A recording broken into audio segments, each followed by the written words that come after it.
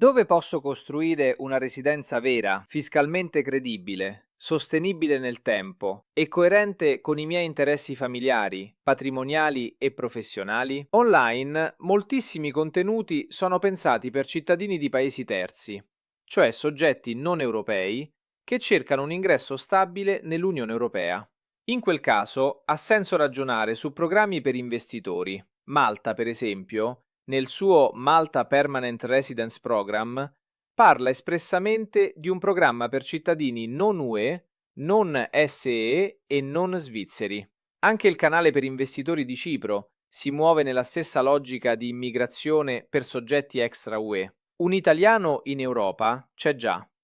Quindi la domanda è: quale di questi due paesi ha più senso per la mia vita e per la mia fiscalità? E allora vediamo il confronto nel modo giusto. Partiamo da Malta. Malta, da un punto di vista commerciale, viene spesso presentata come il pacchetto più europeo, nel senso classico del termine. Paese UE, lingua inglese diffusa, struttura giuridica percepita come familiare da chi opera con clienti internazionali, ambiente friendly per professionisti, consulenti, imprenditori digitali e famiglie che vogliono vivere in un'isola piccola ma integrata nei circuiti europei. Il punto chiave, però, è che il programma MPRP non è una scorciatoia per l'italiano, è un programma di Permanent Residence by Investment per non europei, con requisiti patrimoniali, immobiliari, contributivi e di due diligence piuttosto netti. La normativa aggiornata del programma prevede, tra l'altro, una proprietà qualificata da almeno 375.000 euro,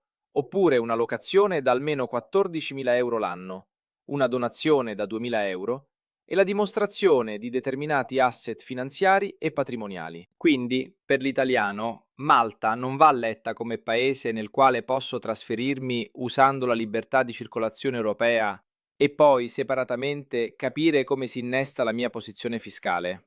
Ed è qui che Malta diventa interessante per un certo tipo di soggetto. Il professionista internazionale, il pensionato con redditi esteri, il soggetto con patrimonio estero, oppure chi ragiona in chiave di remittance basis e vuole un ambiente anglofono, compatto e logisticamente semplice. Però la fiscalità maltese prevede requisiti sulla residenza, sul domicilio, sulla fonte del reddito, sulla rimessa dei redditi esteri. E ci sono differenze enormi tra vivere davvero a Malta e usare Malta come pura etichetta sulla carta. Per alcuni soggetti non domiciliati, il sistema può operare su base remittance per redditi esteri dimessi, ma questo non significa che tutto sia detassato o che basti avere un appartamento per aver risolto il problema. Passiamo a Cipro.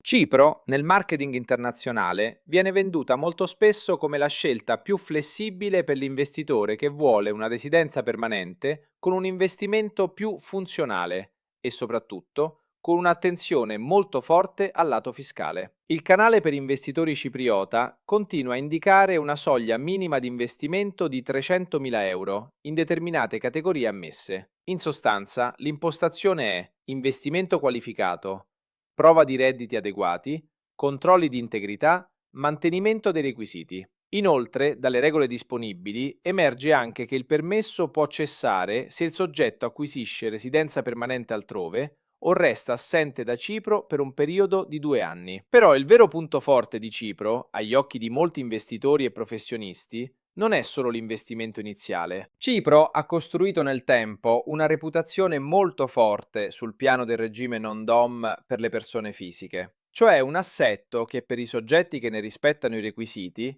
è stato storicamente molto attraente, soprattutto su dividendi e interessi. Il regime non-dom cipriota resta uno degli elementi più forti del paese, pur dentro un contesto di riforma fiscale che nel 2025-2026 ha conosciuto importanti aggiornamenti. Ma anche qui bisogna valutare se si può davvero diventare residente fiscale a Cipro, se la società è gestita da lì in modo credibile, se il centro degli interessi è compatibile con quel trasferimento e se il fisco italiano non può contestare la permanenza di legami sostanziali con l'Italia. Sia nel caso di Malta che di Cipro, per un italiano, in vista anche della riforma della fiscalità voluta dall'Italia, la scelta deve essere preceduta da interrogativi di fondo. La prima domanda è: lei vuole davvero viverci? Perché se non vuole viverci davvero, il problema non è né Malta né Cipro. Il problema è che lei sta cercando una finzione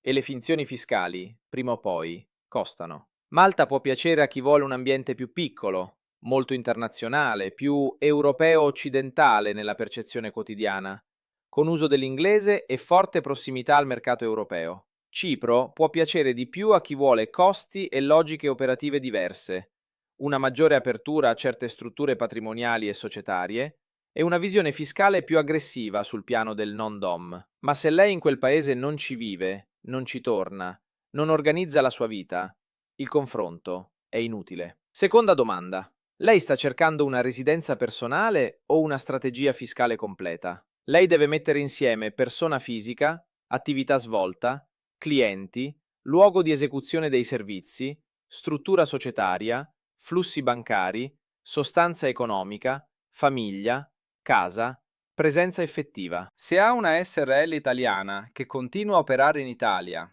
se lavora ogni mese dall'Italia, se la famiglia resta in Italia, se i suoi interessi economici principali restano in Italia, il ragionamento su Malta o Cipro non le serve a nulla. Questo vale ancora di più oggi, nel contesto europeo di crescente trasparenza e di attenzione alla sostanza. Terza domanda. Lei vuole una soluzione più immobiliare o più fiscale? Malta, nella percezione di molti, è spesso la scelta di chi vuole una presenza ordinata, una casa, una giurisdizione stabile, una dimensione più residenziale e meno tax-driven nella comunicazione commerciale. Cipro, al contrario, spesso attrae chi guarda prima di tutto al lato fiscale, ai dividendi, agli asset, al possibile utilizzo di società, fondi o immobili in una logica di pianificazione. Il programma cipriota per investitori, infatti, non si limita alla casa residenziale, ma contempla diverse categorie di investimento qualificate. Quindi, se uno guarda con occhi da investitore puro, Cipro spesso appare più versatile, ma proprio questa versatilità, per un italiano, deve essere calibrata. Più la struttura è sofisticata, più serve una progettazione seria. Quarta domanda. Lei vuole solo andare via dall'Italia o vuole smettere di essere fiscalmente residente in Italia? Sembrano la stessa cosa, ma non lo sono affatto. Un conto è comprare o affittare una casa a Malta o Cipro. Un conto è spostare davvero il centro della propria vita, della propria presenza, dei propri interessi, della propria operatività. Perché senza credibilità sostanziale, il progetto si incrina e l'investimento iniziale rischia di diventare solo un costo in più. Quindi, in conclusione, quale sceglierei tra Malta e Cipro per un italiano? Scelga Malta se cerca un contesto più lineare, più facilmente leggibile da un imprenditore o professionista italiano, con fortissima integrazione europea, e se vuole una soluzione di vita che non sia costruita soltanto sul vantaggio fiscale, ma anche sulla qualità della presenza e sulla semplicità di relazione con il mondo europeo. Scelga Cipro se il suo focus principale è la pianificazione fiscale internazionale, se ha una struttura patrimoniale o societaria che può davvero essere ripensata in chiave cipriota, se è disposto a vivere una residenza più tecnica, più strategica, più costruita sul rapporto tra persona, asset e fiscalità. Malta e Cipro non vendono la stessa cosa a un italiano. A un italiano vendono, semmai, due modi diversi di organizzare una nuova vita in Europa.